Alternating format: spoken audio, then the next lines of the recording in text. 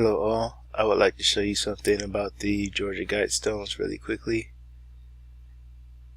It says in really plain sight exactly who the elite worship, and many people have overlooked it because they don't know what the true identity of Lucifer is. And I will show you on the Georgia Guidestones exactly where you can find the adversary. So the first commandment on the Georgia Guidestones is to maintain humanity under 500 million in perpetual balance with nature. And nature is not there's the adversary right there. See, nature is not an ambiguous thing. Nature is actually a being. It is a deity. And I will show you some proof of that.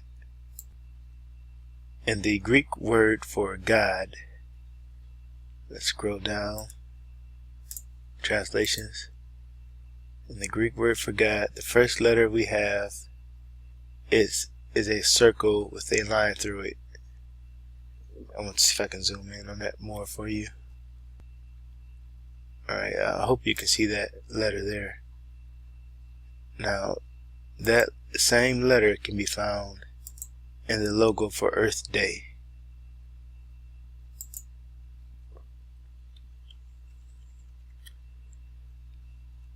Because the earth is a deity.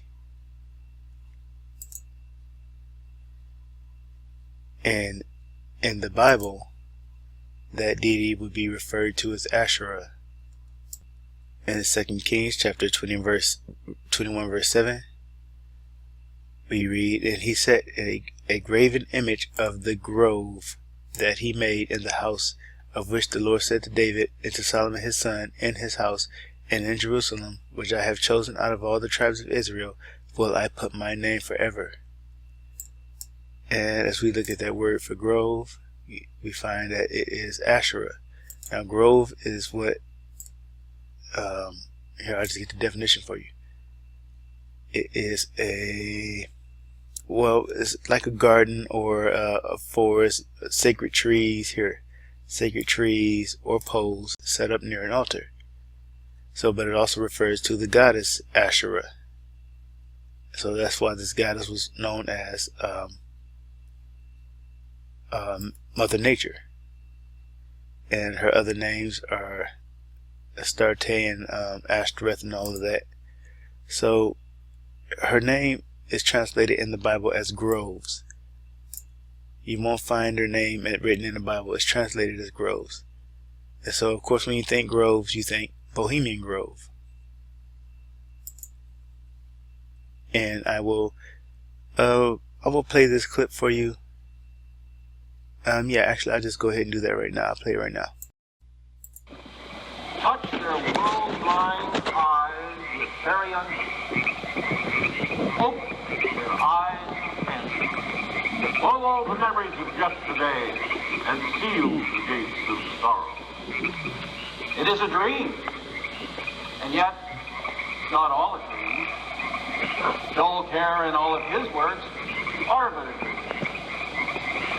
Okay, wait. Before I let that continue to play on, let me just tell you that they just expressed some Gnostic ideas. When the speaker says it is a dream, what he's saying is that the world is an illusion. It's not real. It's all a prison for our minds and a prison for our spirits.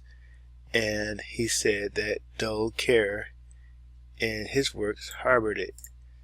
Now, Joel Care, here, let me play this first. And yet, not all a dream. Joel Care. Alright, so Joel Care. Now, when they go out to this Bohemian Grove to kill their conscience or to perform this ceremony, it's supposed to be them, killing their conscience. But also, when they mention this Joel Care, they are also talking about the being that they consider to be Satan. And that being is the God of the Old Testament. That is the Christian God. And so they view him as Satan. He created this world, and in their minds, he tried to imprison them. He tried to imprison them in the garden, and the serpent set them free from the garden. Now, it's pretty clear they mention two persons in this video that I'm showing you here.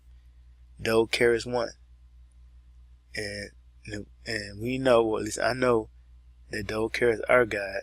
So the other person in opposition to our God must be Satan, the real Satan, I mean. But they, of course, worship Satan, so they have things switched around. In all of his words, as vanished Babylon and goodly Tyre, so shall they also vanish. But the wilding rose blows on the broken battlements of Tyre, and walks rends the stones of Babylon. For beauty is eternal, and we bow to beauty everlasting. For lasting happiness, return to one alone, and she surrounds you now. Great nature, refuge of the weary heart. Alright, now did you hear that? I hope you can hear this.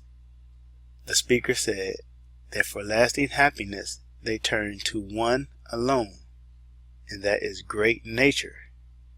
So if you don't know that when they mention nature, they are actually referring to a being, then you will never realize that they're actually worshiping Lucifer out in the open. And so that's why they can let you see videos like this. That's why Freemasons can tell you their secrets in books, because they don't think you understand them in the first place, so they're not afraid to tell you what their secrets are. But if you know who they're talking about, then there's a problem for them.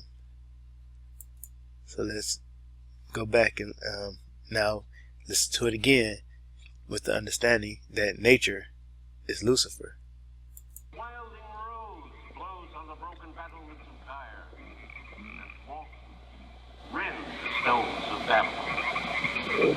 For beauty is eternal, and we bow to beauty everlasting.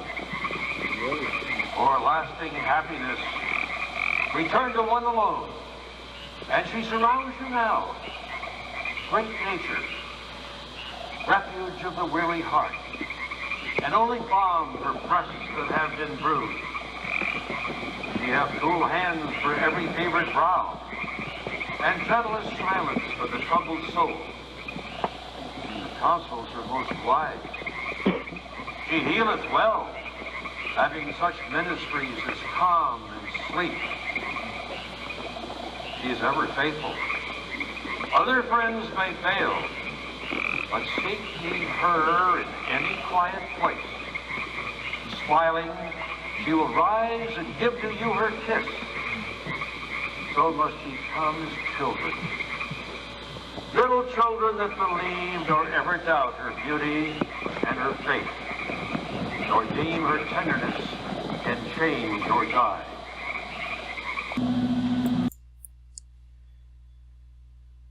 So, knowing that nature is another name for Lucifer, let's look at these Guidestones again and read what they say.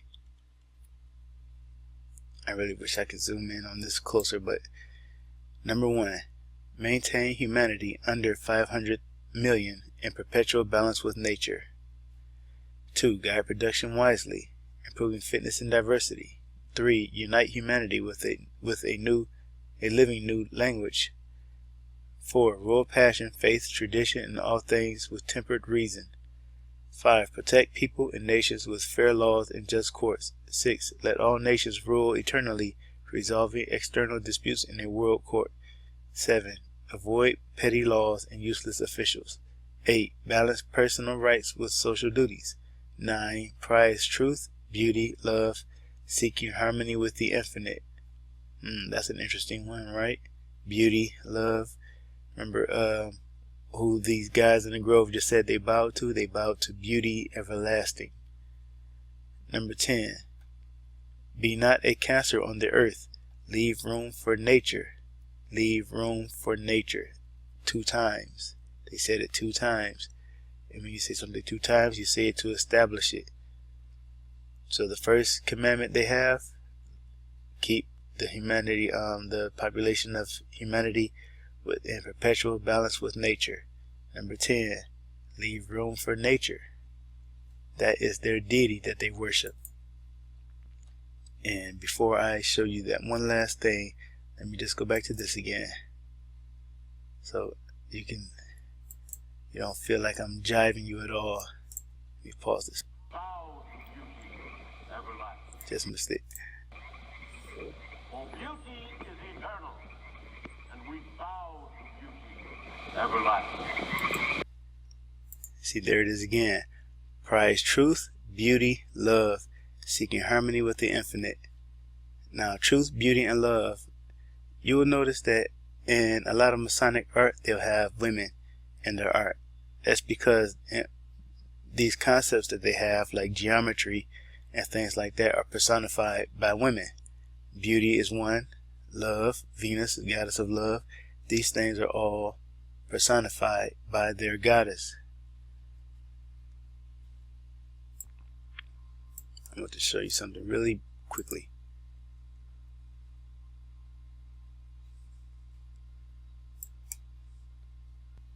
Alright, I found it. It was unlisted on my Daylight Riders channel. I forgot that it was unlisted. So I'll let you hear what this Catholic, whatever you call her, says. Every day is Earth Day. Every day is God's Day, and we are all God's children. Every day, Earth Day. Earth Day, every day. Every day is Earth Day. Every day is God's Day. Every day is Earth Day. Every day is God's Day. Every day is Earth Day. Every day is God's Day, and we are all God's children. Every day, Earth Day. Earth Day, every day. I hope you can hear what she was saying. She was saying every day is Earth Day and every day is God's Day. Now, she wasn't talking about two separate things. When she said every day is Earth Day and every day is God's Day, she was saying that the earth is God, because the earth is Gaia, is nature. That's their deity. And so that's right there on the Georgia Guidestones. And if you didn't know that before, well, now you know. So thanks for listening, thanks for watching, and Jesus bless you. Next we will be reading from Goddess in the Grass, Serpentine Mythology and the Great Goddess by Linda Fobister. In the ancient past, the Great Goddess was worshipped as the personification of the universal life force. Her sacred symbol was the serpent. Over time, as goddess worship was suppressed by the rise of patriarchy, her serpent was devalued, eventually becoming a symbol of evil. Yet the roots of the life-giving, life-taking serpent goddess can be seen in prehistoric artifacts in mythology, folklore, and art. Unlocking the mysteries of the serpent goddess can reveal how myths of the Western world trace the dimming power of the goddess over thousands of years, until her replacement by the one male Judeo-Christian god. Evidence from Paleolithic period suggests the theory that prehistoric people worshipped the creative principle in nature as the great goddess.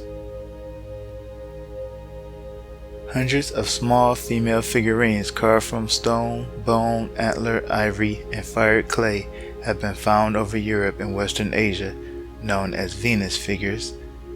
In fact, there are no images that have been found of a father god throughout the prehistoric record.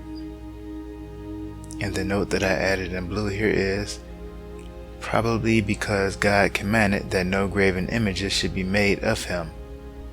And in Deuteronomy chapter 5 verses 7 through 8, thou shalt have no other gods before me. Thou shalt not make thee any graven image.